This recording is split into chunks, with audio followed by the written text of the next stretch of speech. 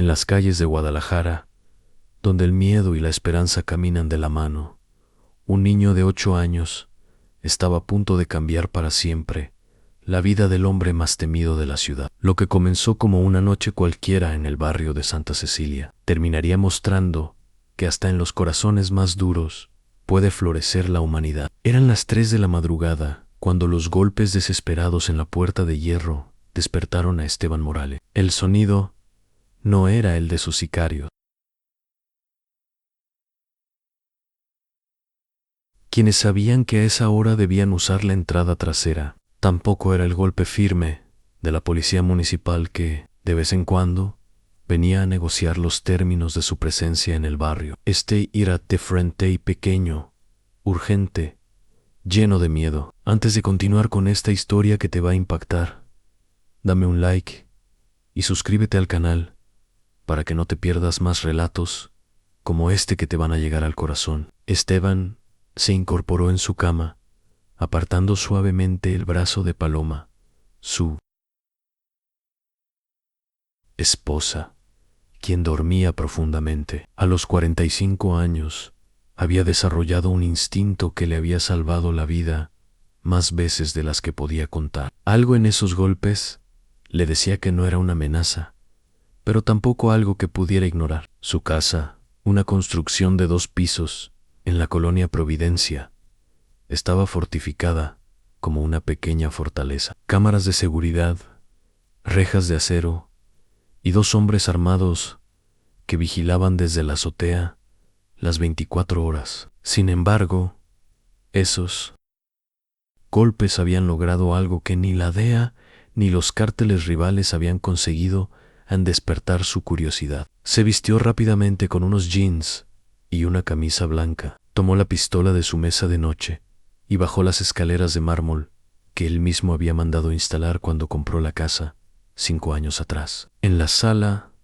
los 2 hombres de guardia ya estaban alerta. «Jefe, es un niño», le informó Raúl, su mano derecha desde hacía 10 años. «Viene solo, no trae nada encima, lleva como 20 minutos ahí afuera, llorando y tocando la puerta».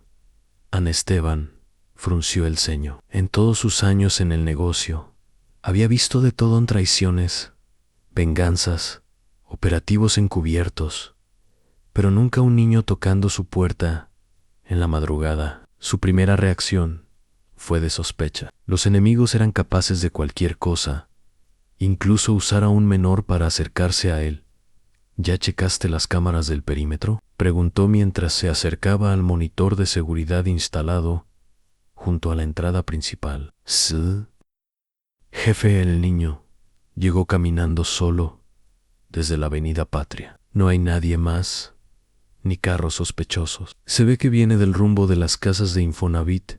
De allá abajo en la pantalla en blanco y negro, Esteban pudo ver a un niño pequeño, de no más de 8 años, vestido con un pantalón de mezclilla sucio y una playera roja demasiado grande para el sus pisitos descalzos estaban sucios y tenía el cabello despeinado. Lo que más le llamó la atención fueron sus ojos hinchados de tanto llorar, pero con una determinación que no era común en alguien tan joven. «¿Qué puede querer un escuincle a estas horas?», murmuró Esteban, más para sí mismo que para sus hombres. El niño siguió tocando, cada golpe más desesperado que el anterior. Sus pequeños puños apenas hacían ruido contra la puerta de acero, pero su persistencia era inquebrantable. De vez en cuando se detendría para limpiarse las lágrimas con el dorso de la mano, pero inmediatamente continuaba.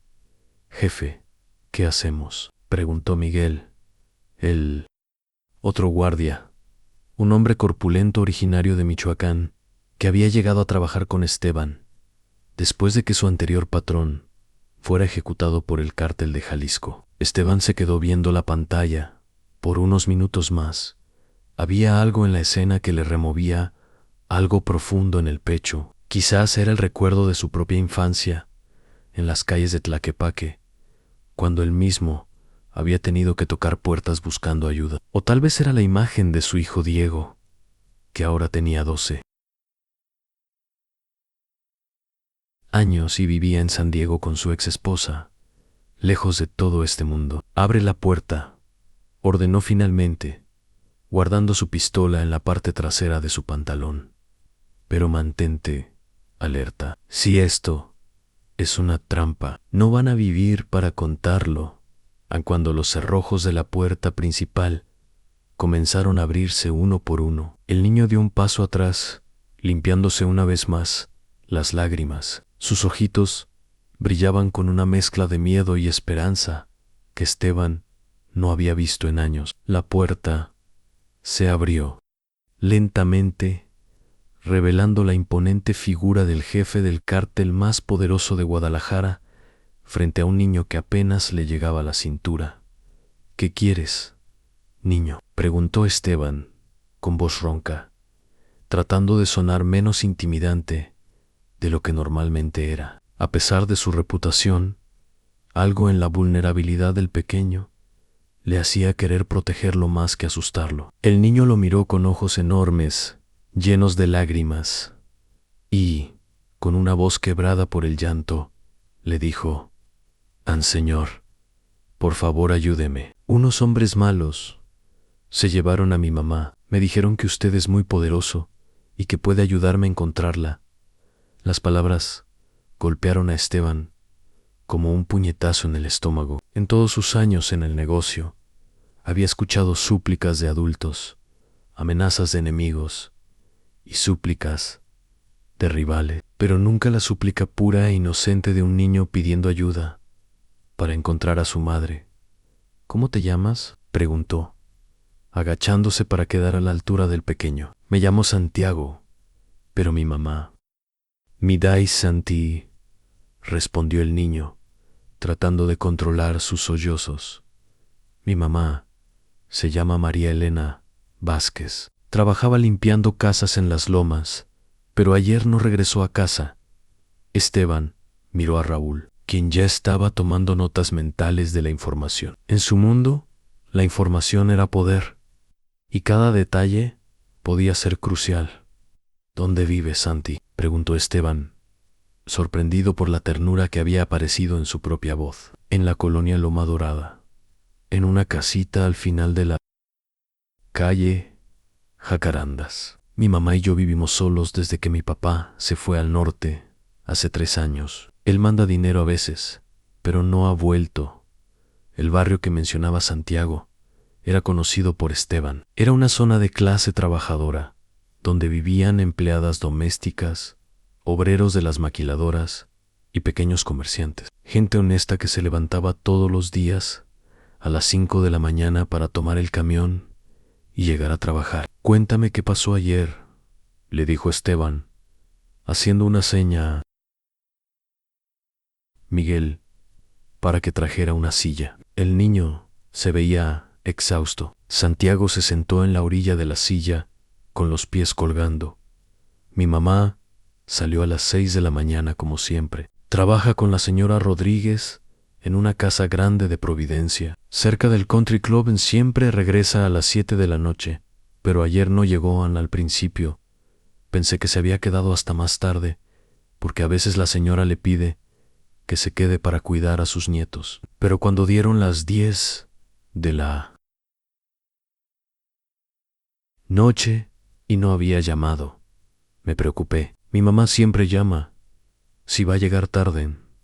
Esteban asintió. Conocía el tipo de mujeres como la madre de Santiago, trabajadoras, responsables, que nunca faltaban a sus obligaciones y que siempre ponían a sus hijos primero.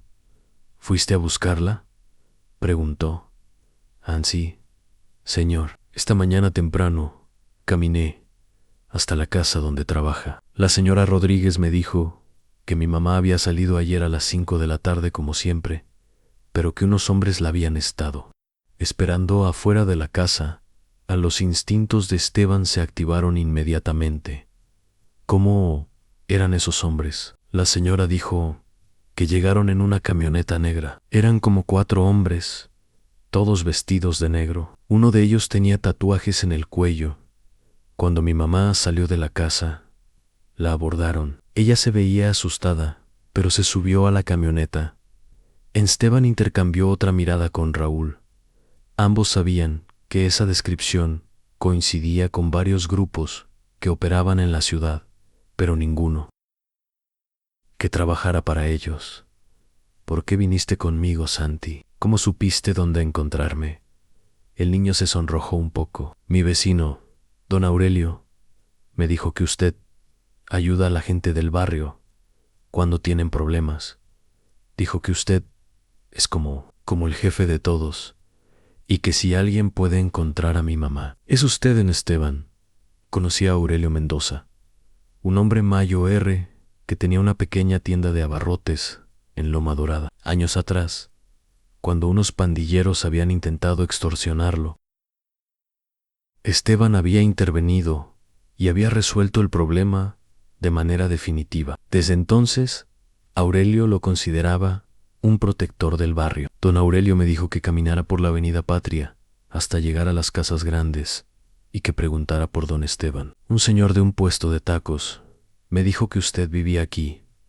¿Cuánto tiempo caminaste?, preguntó Esteban, calculando mentalmente la distancia entre Loma Dorada y su casa. Como 3 horas, respondió. Santiago Guaisos hoyitos se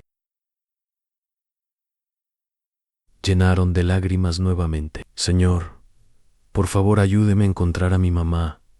Ella es todo lo que tengo. Sin ella, no sé qué voy a hacer.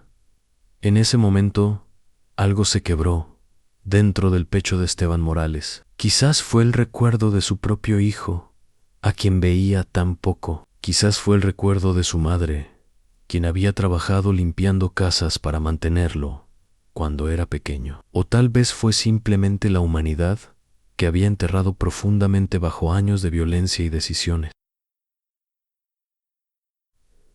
Raúl, dijo sin quitar los ojos del niño, prepara el carro. Vamos a encontrar a María Elena en menos de 1 hora. La maquinaria completa de la organización de Esteban estaba en movimiento. Mientras Santiago dormía en el sofá de la sala, cubierto con una manta que Paloma había traído, los teléfonos no pararon de sonar y los carros comenzaron a recorrer cada rincón de Guadalajara. Tengo información sobre la camioneta, reportó Raúl después de colgar una llamada. Los Hermanos Villarreal estuvieron operando ayer en esa zona. Según mis contactos, han estado secuestrando mujeres para venderlas a una red de trata que opera desde Tijuana. El rostro de Esteban se endureció. Los hermanos Villarreal eran 3 hombres despiadados que habían llegado a Guadalajara desde Tamaulipas 6 meses atrás. Habían comenzado operando de manera independiente, vendiendo drogas en territorio que tradicionalmente respetaba ciertas reglas no escritas. Pero esto era diferente. Esto era personal. ¿Dónde están operando?, preguntó Esteban, mientras verificaba su pistola y tomaba un chaleco antibalas del armario del recibidor. Tengo 3 ubicaciones posibles, respondió Raúl consultando su libreta. Una bodega en la zona industrial, una casa de seguridad en Tonalá y un rancho en las afueras de Tlajomulco. Mis muchachos ya están verificando cada una. Esteban se acercó al sofá donde Santiago dormía. El niño se veía tan pequeño y vulnerable que por un momento dudó si debería involucrarse en algo tan peligroso. Pero luego recordó las lágrimas en los ojos del pequeño y supo que no había vuelta atrás. Paloma llamó suavemente a su esposa, quien había bajado para preparar café. Quédate con el niño. Si algo nos pasa, llama a mi hermano en Puerto Vallarta y dile que se haga cargo de Santiago hasta que encontremos a un familiar en Paloma. Asintió. Después de 15 años de matrimonio, sabía que cuando Esteban tomaba esa expresión determinada, no había manera de hacerlo.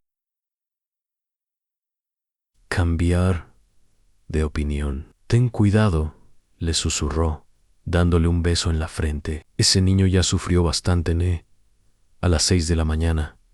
El teléfono de Raúl sonó. Era Joaquín, uno de sus hombres más confiables, reportando desde la zona industrial. Jefe, los encontramos, dijo la voz al otro lado de la línea. Están en la bodega 47 del polígono industrial López Mateos. Confirmo la presencia de los 3 hermanos y aproximadamente 6 mujeres retenidas. Una de ellas coincide con la descripción de María Elena Esteban.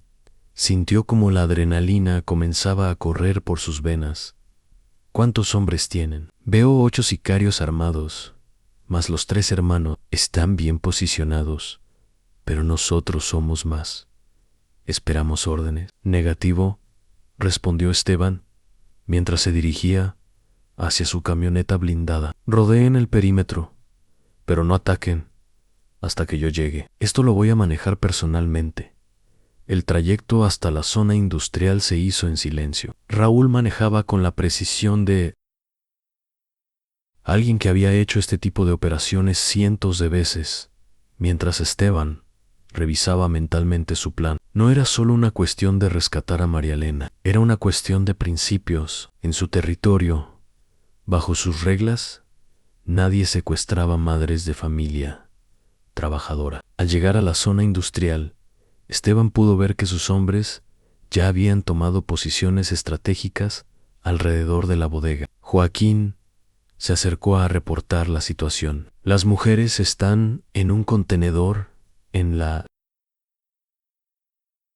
parte trasera de la bodega. María Elena está viva, pero parece golpeada. Los Villarreal están negociando por teléfono, probablemente cerrando la venta en Esteban. Asintió y tomó su radio. Muchachos, escuchen bien.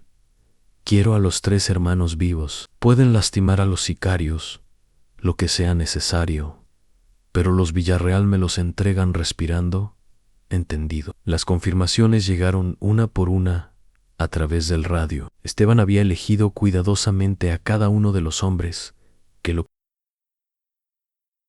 acompañaba esa mañana. Todos tenían hijas, hermanas o esposas. Todos entendían lo que significaba esta operación. ¿Listos?, preguntó Esteban, verificando una vez más su arma. Listos, jefe, respondió Raúl. Pues, vámonos a darles una lección a estos cabrones sobre lo que pasa cuando se meten con las familias trabajadoras de Guadalajara. A la operación comenzó al amanecer. Los hombres de Esteban se movieron con la precisión de un equipo militar, rodeando la bodega desde todos los ángulos posibles. En menos de 10 minutos, habían neutralizado a 6 de los 8 sicarios y tenían rodeados a los hermanos Villarreal en el interior de la bodega. Salgan con las manos arriba, gritó Esteban a través de un megáfono. Tienen 30 segundos antes de que entremos por ustedes. La respuesta fue una ráfaga de disparos desde el interior de la bodega. Esteban sonrió fríamente. Era exactamente la respuesta que esperaba. Joaquín, Miguel, entren por la izquierda. Raúl, tú conmigo, por él. Frente en el resto, cubran todas las salidas. Nadie sale de aquí sin mi autorización.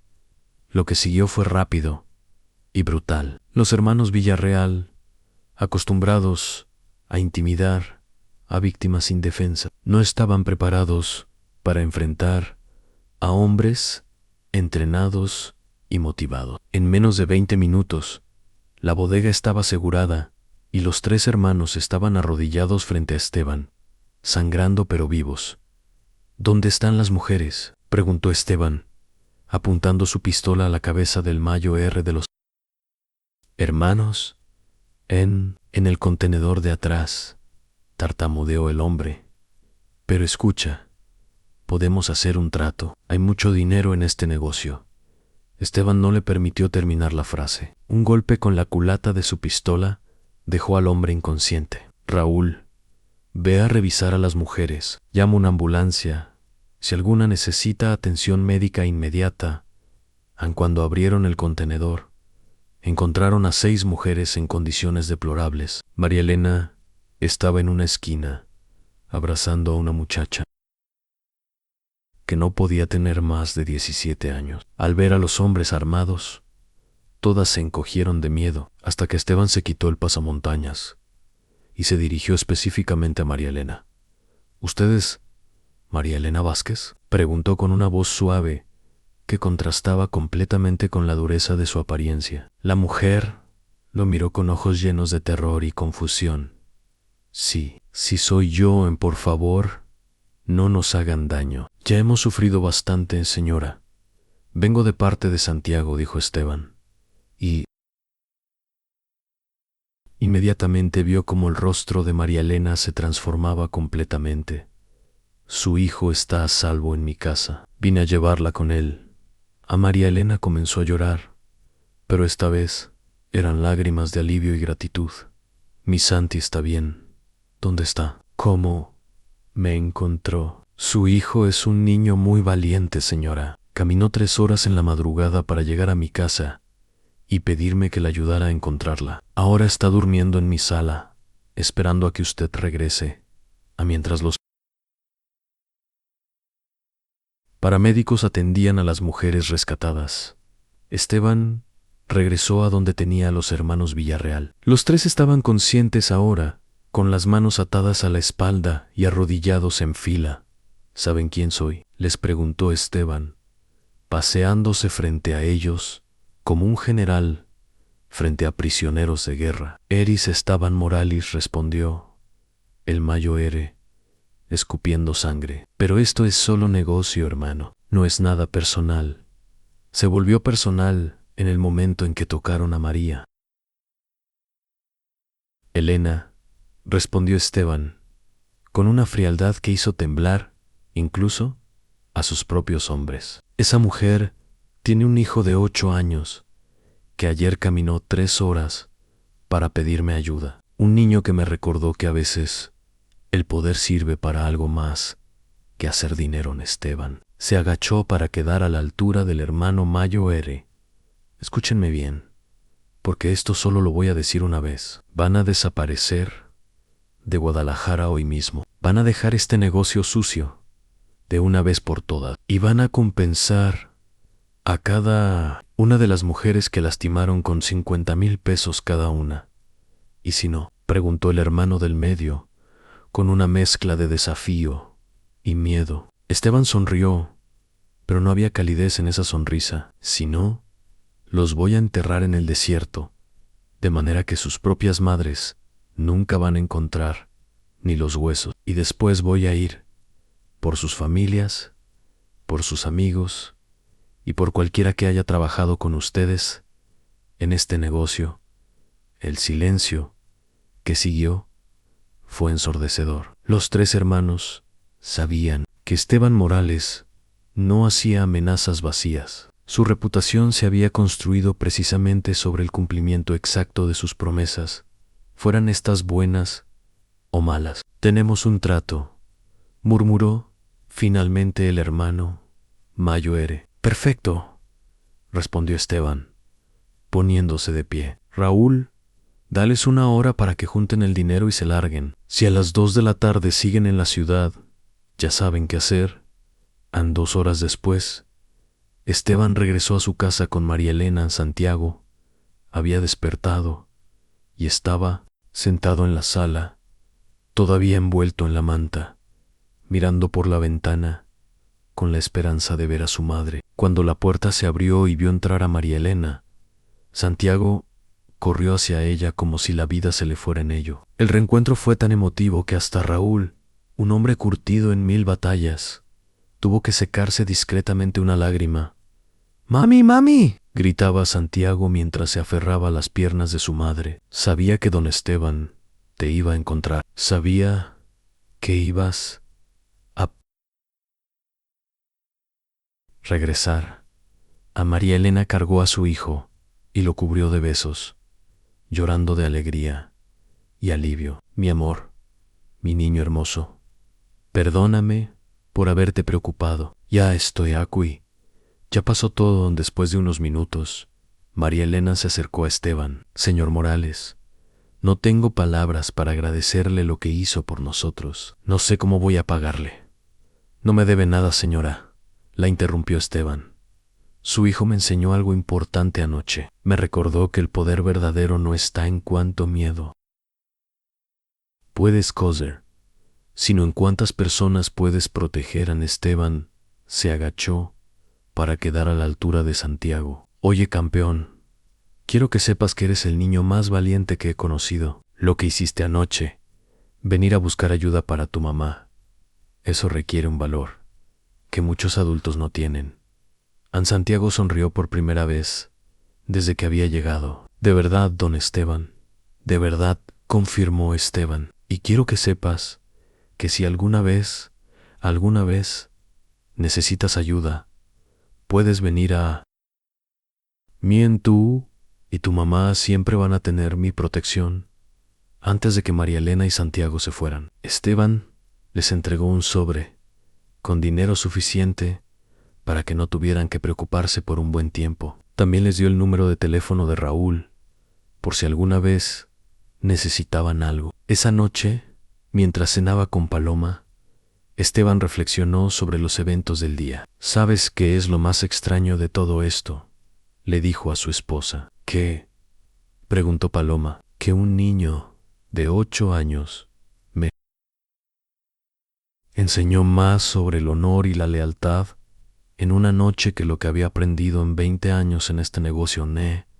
Desde ese día, la historia se extendió por todos los barrios de Guadalajara. La gente contaba cómo un niño había tocado la puerta del hombre más temido de la ciudad y había encontrado no solo ayuda, sino protección. Algunos decían que era solo una leyenda, pero quienes conocían a Esteban Morales sabían que era completamente real. Santiago creció sabiendo que había hombres dispuestos a proteger a los inocentes, incluso en los lugares más oscuros. Y Esteban continuó su vida en el negocio, pero con una nueva regla inquebrantable en su territorio. Las familias trabajadoras estaban bajo su protección, sin excepción, porque a veces, en las calles más peligrosas de las ciudades más duras, un niño con lágrimas en los ojos puede despertar la humanidad que creíamos perdida para siempre. Y cuando eso sucede, hasta los corazones más duros pueden volver a latir con compasión. La justicia no siempre viene de los tribunales o de la policía, a veces viene de quienes tienen el poder real en las calles, cuando deciden usar ese poder para proteger a quienes más lo necesitan.